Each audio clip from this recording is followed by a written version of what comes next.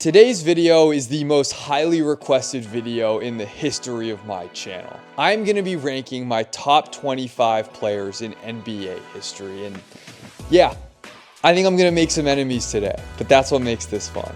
So let's just jump right into it. Okay, so before we get started, a few quick ground rules, because look, everybody does this slightly differently, but we're all grading these guys on some combination of accolades, peak talent, championships, and like longevity. To me, I care about peak talent like 10% more than the other categories, but it's also about how much you dominated your era compared to your peers, because that's really the only fair way to compare guys across eras.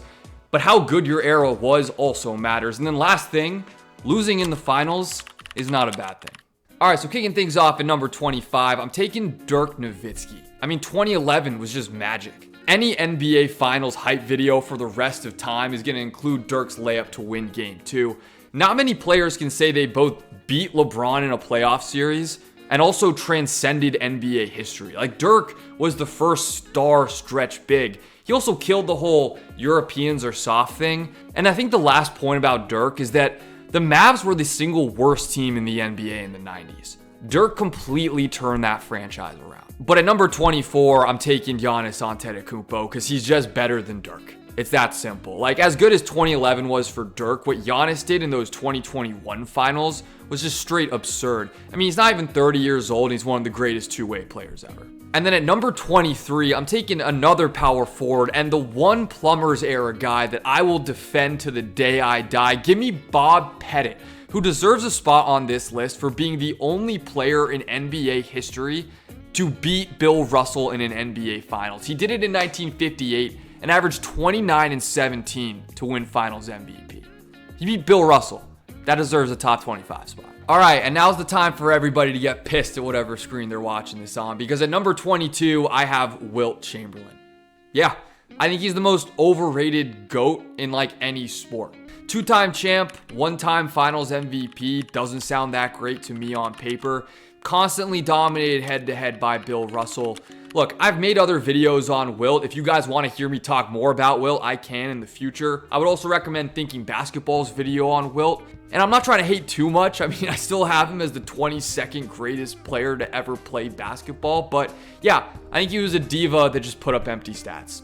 He's 22nd, no higher. And so at number 21, I have Kawhi Leonard, who's honestly like the anti-Wilt. I mean, the ultimate winner, ultimate playoff riser. The 2019 run with the Raptors was ridiculous. Look, the injury thing sucks, but there might not be 10 players in NBA history I'd rather have on my team if I'm trying to win a playoff series than a healthy Kawhi. And now kicking off the top 20, I'm taking the leader of the bad boys, Isaiah Thomas. I mean, 12-time All-Star, two-time champ, all-time handles, all-time passer, and maybe the toughest era ever. Also just always elevated his game in the finals. Kevin Garnett is number 19, and he just had a weird career. Because in the early 2000s, I mean, he won an MVP. So his peak was right there with like Shaq and Duncan. But the front office kind of failed him in Minnesota, so he never had the playoff success until he got to Boston when he won his ring. All in all, again, one of the all-time winners, deserves a spot in the top 20. We're getting spicy again for number 18 because I have Nikola Jokic. I mean, three-time MVP, dominant title run in 2023. He's a top 5 offensive player ever. You can't argue that with what he's doing out there. Just like nobody that I have behind him can beat that resume. And I think when I make this video again in like 5 years, I expect him to be top 10. We're going back to the old school for number 17 because that's where I have Jerry West. And yeah, it's easy to sell yourself on Jerry West. I mean, 9 finals appearances, 8th all time in career points per game. That half-court shot to send Game 3 of the 1970 finals to overtime is a top 5 shot ever. But he never won an MVP and only won one ring. And that finals was actually his lowest scoring playoff series ever. If we're going off pure talent, I mean, Kevin Durant deserves to be like top 7. And I think a lot of people have him in their top 10 or 12. I just can't get there though. Joining Golden State was weak, but even beyond that, he only won one MVP and like just hasn't had enough playoff success outside of Golden State. Like the fact that I even have to sit here and argue against KD, I think is proof of how great he is, but he's won one finals game outside of Golden State. That's just not good enough. At number 15, I'm taking Moses Malone, 3-time MVP, greatest offensive rebounder ever, and completely outplayed Kareem in 1983 to win the title with the Sixers. At number 14, I'm taking the big O, Oscar Robertson. I mean, talk about transcendent. The guy was like an efficient Russell Westbrook that actually played well in the playoffs, including that 1971 title run with Kareem and the Bucks, when Oscar had one of the greatest closeout performances ever with 21 first half points in Game 4 against the Bullets. At number 13, I'm taking Dr. J, Julius Erving. Because, like, on paper, if you include his ABA stats, I mean, you'd think the guy was a top 5 player ever. 4-time MVP, 3-time champ, including in 1983 when, along with Moses Malone, he swept Kareem and Magic's Lakers. Also just maybe the coolest player ever. So there's that too. If you guys know me, then you knew this one was coming, because at number 12, I have Dwayne Wade. 2006 was one of the 10 greatest finals performances ever. I think he was robbed of an MVP in 2009. He was the complete package at the 2. Look, if you want to knock him down for the injuries thing and the longevity thing, then fine, be my guest. I can't really argue with that. But he's one of the clutchest playoff performers ever, and he has no holes in his resume. And for my final spot outside the top 10, I'm taking Hakeem Olajuwon. Look, I love Hakeem. Unbelievable two-way center. Dude could do it all. But if Michael Jordan never retired in the mid-90s and Hakeem never got those 2 rings, how would we really feel about Hakeem? All right, so before we jump into the top 10, quick break. I'm popping up my full 11 through 25 here on the screen so you guys can kind of get a visual. Pause the video. Let me know in the comments what you agree and disagree with, because now it's about to get real fun. Let's go into my top 10. Kobe Bean Bryant, welcome to your spot at number 10. Look, people are going to say this is way too low, and I get it. Kobe fans, I hope one day I love somebody as much as you love your king, but I just can't get over, number 1, the quality of teammates he's had. Number 2, when he hasn't had those teammates, his teams haven't been good. And number 3, his career performances in the finals have never been that great. Look, I obviously still have him top 10 for all of the obvious reasons, but I just think everybody ahead of him were just better all-around basketball players. Scoring isn't everything. Which is why I got Steph Curry at number 9. I mean, look, the guy revolutionized basketball. He's like the Thomas Edison of the NBA. He practically invented a new sport out there. But what really sold it to me for Steph was 2015 and 2022. When he won those titles as his team's best player, yeah, sorry Iggy, 2015 Finals MVP should have gone to Steph. That was all-time great stuff.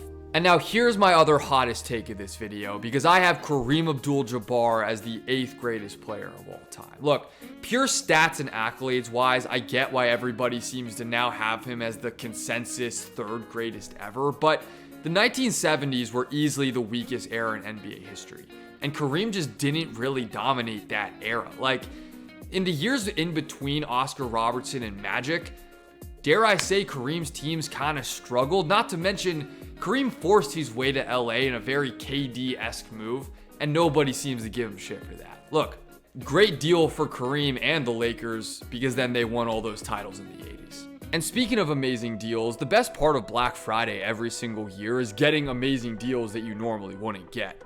Except with the sponsor of today's video, Raycon. Because with Raycon, you're getting an amazing deal on premium audio every single day of the year. If you guys are like me, I mean, I'm always playing different sports. Like, you can literally see the golf clubs in the back there. So whether I'm hitting a 700-yard drive like my guy Happy Gilmore, playing basketball at the park, or even just on a long flight, these are my go-to earbuds. And they have a bunch of cool features too.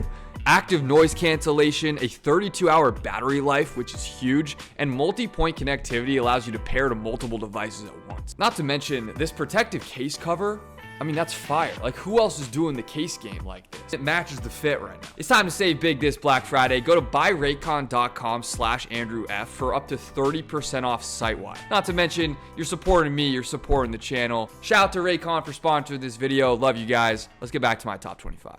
To me, Shaq versus Duncan is just like a total toss-up. It just comes down to what do you value more, longevity or peak. And yeah, I value peak more, and I think Shaq at their prime was just the better player, as evidenced by that three-peat in the early 2000s, which, by the way, Shaq's career finals numbers with the Lakers, absolutely nuts. I also think people sleep on 1995 for Shaq, when he beat Jordan's Bulls in the playoffs to go to the finals and also put up ridiculous numbers against Hakeem in the 95 finals. Bill Russell's just the greatest winner ever, which is why I have him at number 5. Like, obviously, most of us never got to see him play, but if you want to talk dominating your era, it's hard to dominate your era more than 11 titles in 13 years. So at this point, I think everybody knows who's left on the board, which is why at number 4, I'm taking Earvin Magic Johnson. I just think people have been too quick to put Steph Curry over Magic as the greatest point guard ever. Off the court, the Showtime Lakers really saved the NBA's popularity. And then on the court, I mean, Magic was really transcendent with this whole positionless basketball thing. You know, 5-time champ, 3-time MVP, winning finals MVP as a rookie is iconic. His stretch from 1982 to 1991 is as good of a peak as anybody's in the sport. But Larry Bird was just better, which is why I have Larry Bird at number 3.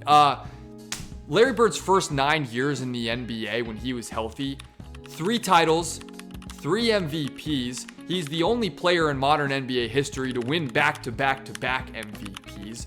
He's also just, to me, the greatest all-around player ever. He's a better shooter than Jordan and LeBron. He was better defensively than Magic. He's a better rebounder than guys like Steph and Kobe. He legitimately had no weakness as a player.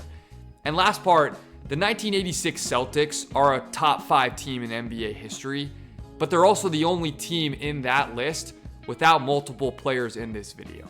Think about that.